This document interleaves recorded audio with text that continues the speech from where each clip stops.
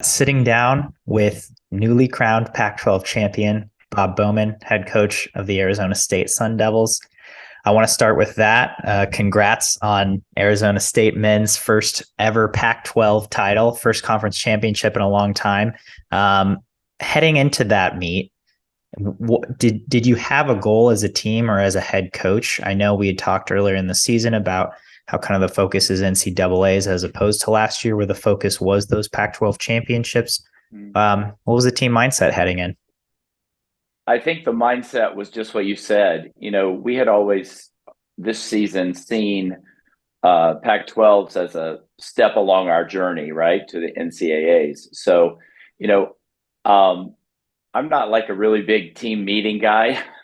So we have a 5-minute meeting at 6 a.m. every Monday. The first 5 minutes of practice, the guys just stay in the locker room, and Herbie and Logan and I go in there, and we just, kind of review what we want to do for the week, what happened last week. And all of our focus has been on preparing them to swim at NCAAs. So it was interesting how when last year sort of the end-all goal was PAX, we didn't swim as well as when there was something after it. We actually swam quite well. So our goal was to just continue doing what we've been doing, focus on the meet at hand, swim as well as we can, and then move on to the next step in our process. So I think that was different this year, and it was pretty interesting how it turned out. Yeah, so let's talk about that a little bit. This was another step in the process. Day one, first night, you have a couple relays. Those went well for you guys.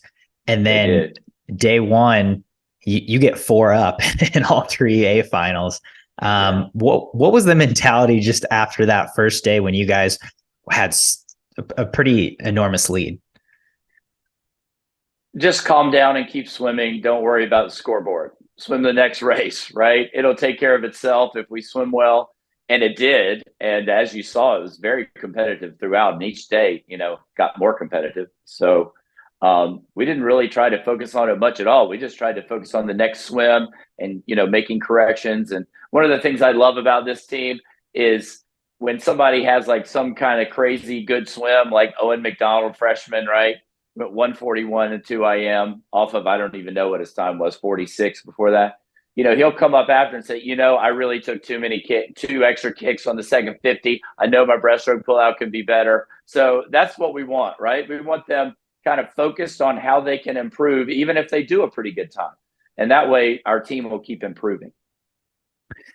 Moving through, this is the common format for a lot of college conference meets for NCAAs, obviously. Moving through that, watching especially the Pac-12 championships, it seems like Cal has kind of this established mentality of they get better as the meet goes on. I'm wondering if you as a head coach have thought about an identity for your team in terms of how they move through those 3.5 days with that relay day, and what you want the focus to be on each individual day. I like that. Well, we have a strong focus on the relays, right? So we want to be good in the relays. So that first night's important to us, right? I think a measure of the strength of your team is your relays. So that's important. But you're exactly right how Cal gets better every day. And for about, I'm going to say the last 3 years, we would go to Pac-12s and have a very good meet the first couple of days. And on the 4th day, we just really weren't there. So, Herbie and Logan and I sat down and we said, you know what? We're not going to recruit another person that doesn't have a day 4 strong event. We call them day 4 guys. So if you want to get recruited by ASU, you have to be a day 4 guy. Yeah. So that's what we've been doing. And everybody we're bringing in has a day 4 event. Now, our team still isn't deep enough on day 4 to match up with Cal. They are no joke, right? I think we killed ourselves to be 3. They only outscored us 3 points on the, I guess, technically the 3rd day. And then that last day, man, they started going at it. They are so good. Yeah. So we are not deep enough, but that quality was pretty good at the top. Our top 2 guys were pretty good in the events, but we got to add some more depth there. But I think we want to have a complete team and not have any events where we have big holes. We only had one this week, and of course that's Cal's best event, the 100 100 breaths, right? They went 1, 2, 3, 4, 5. We got 10. So after we withstood that, I was like, okay, well, this is all we can do. But it was fun to see our team hang in there through the entire meet. And I think there's some things we can do better. We didn't swim particularly well on the short free relay or really the 400 free relay. I think we can do better in both of those. So hopefully we can improve that going into NCAAs. And, our guys are ready for it. And I am just curious, again, because this meet wasn't the end focus, or rather just a step in the journey for the guys, for the guys on the team. What did you see out of them over the course of the 3 days, and how they, even though you had put the emphasis on we're just here to compete, we're here for the experience, right, and then we're moving along, how they reacted to, having a huge lead and then ultimately having that team battle with Cal and it coming down to the last day in the last session? I think they reacted very well. They responded well, and we swam well through that session. I think the mile kind of did it for us, and that was pretty exciting. Another thing we've been trying to work on, getting better, participation in the miles, or performance in the miles. I was very proud that when things started to kind of tighten up a little bit, we just stepped up. We actually really stepped up the third night finals. Like, we moved up in every heat. And I just felt like that was a great session for us. Probably our best session of the meet. And that's when the first challenge came. We're like, okay, they're going to go 1, 2, 3, 4 in breaststroke. Everybody else better get better. And they did. That, by and large, we moved up in every event. And we probably did a little bit that on the Saturday.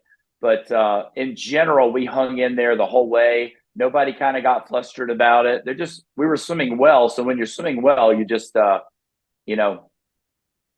to keep doing that. And I guess the one thing I told them, which is like, well, the good news for us is that Cal can't move up any on the last night. They're already up. Their prelim, their last day prelims is insane, right? I'm like, so they really can't move up much more, but maybe we can. So we kind of worked on that a little bit. I'm glad you mentioned that, just because it was, I was watching the meet Friday at finals, and it was like that. It seems like that's where you guys really staked your claim to that championship, was that you guys really moved up in a lot of those races. Exactly. B and A finals, like you had some sensational swims. So just as a head coach, how are you feeling about your first Pac-12 title for Arizona State? I feel really good about it. And, there are a couple people. Herbie kind of lived it as a swimmer, what the experience was here before. And Logan was here with me on day one. And for those of us that watched the first practice that we had at ASU, you would never think that in 20 years we would win a Pac-12 title. But so it's very gratifying that we were able to hang in there and get it going, right? We were just so far away in so many areas. And, we just started chipping away at it. Number one, we had to recruit, people who swim on that level. So we've done that. We still need to improve on that.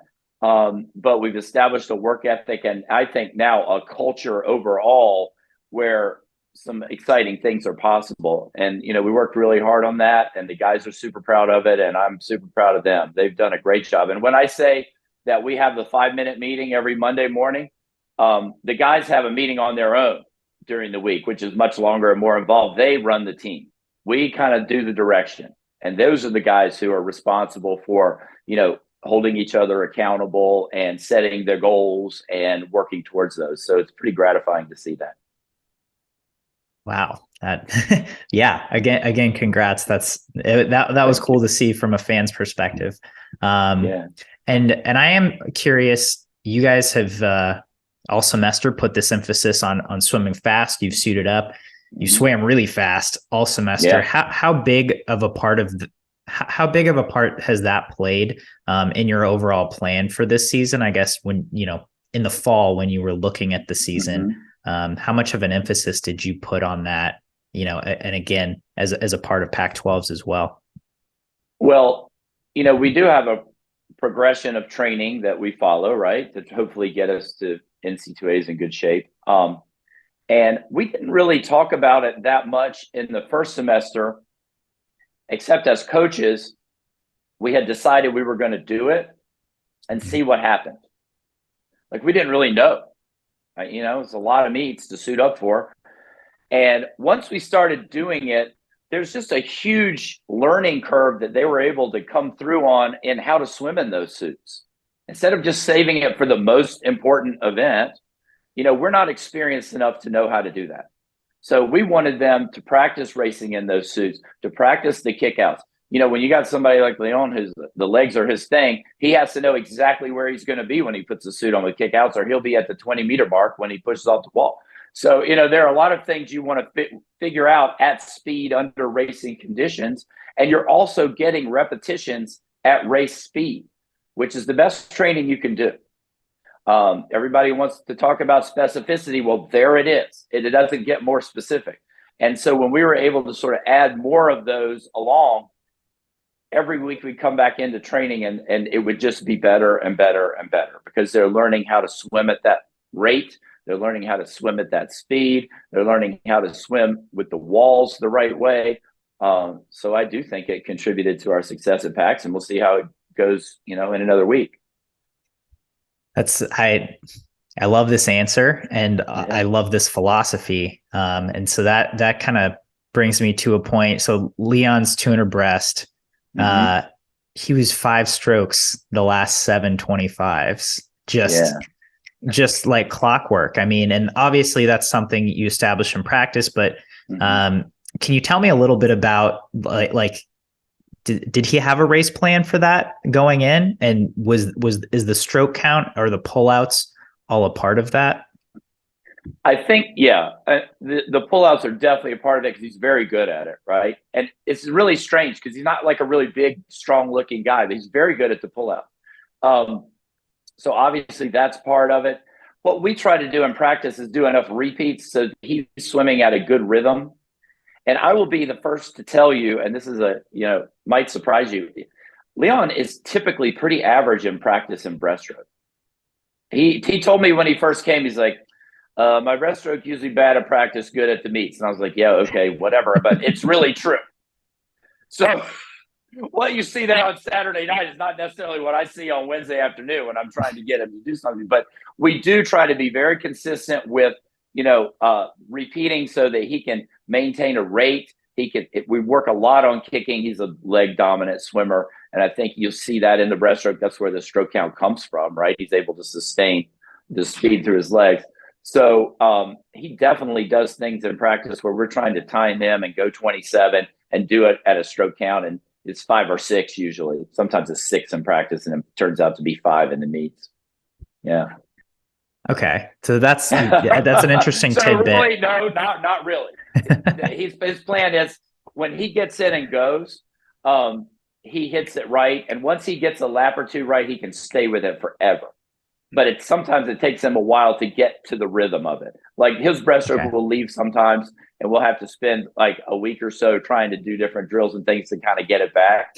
It's not my favorite time, but we're actually doing that right now. So we'll see if it comes back. I bet it will. So he's pretty special in that when he's really focused on it, he kind of lifts up to that level.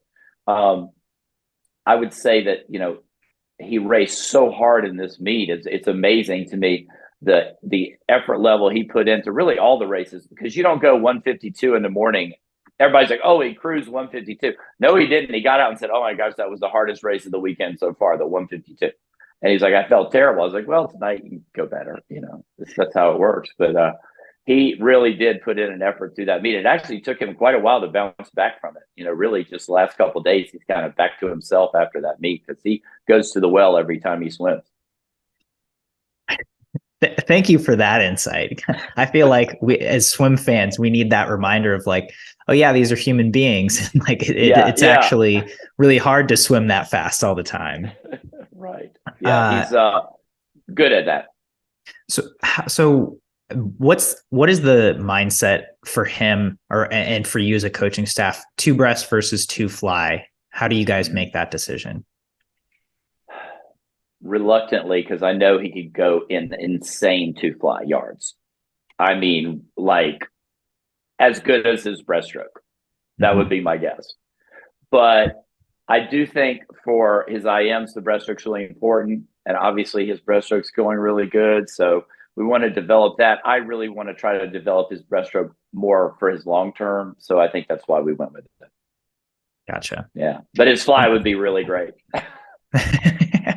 Well, anytime you want to enter him, we're excited to see it too. Got it. So then just to wrap this up, just heading into NCAAs again, this is you all's focus meet. Hasn't been the case in years past. How have you handled the last couple of weeks with your team, and how are you guys feeling heading into this NCAAs now?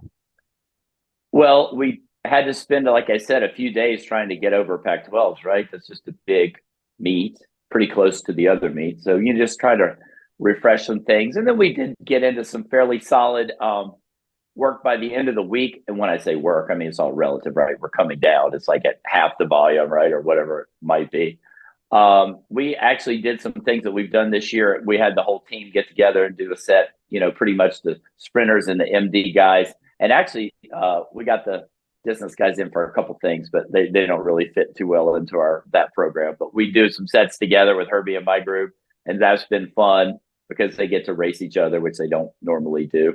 And that seemed the spirit's good, their energy's pretty good. We're kind of like what I would call the I don't know phase. Like, could be great, could not be great. And I was thinking about this last night. I've been doing this for 35 years, I think, a long time. And anybody that tells you they know what's going to happen a week before the meet, that is just not true. You have to wait till it happens. So it's like, I should be able at this point to tell, and I really cannot tell. I think it's good. We tell ourselves it's good, but it's like Stravinsky wrote about music. He said, they were like, when you're writing it on the page, do you know what it sounds like? He's like, no, you never know what it sounds like till you hear it. So that's what we'll be doing in Minnesota. We'll hear it and see what it sounds like. But they're all healthy. They're in good spirits. They're doing things in practice that are better than they've done before. So that's usually a good indicator.